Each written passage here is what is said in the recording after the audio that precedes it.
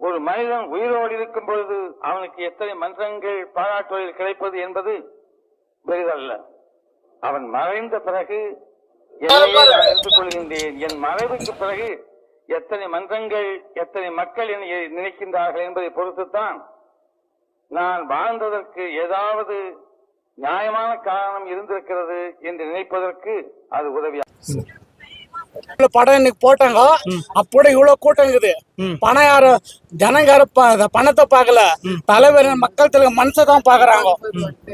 நான் ஏன் பிறந்து நாட்டுக்கு நல்ல மேல பொருந்து மக்கள் தலைவர் டாக்டர் எம்ஜிஆர்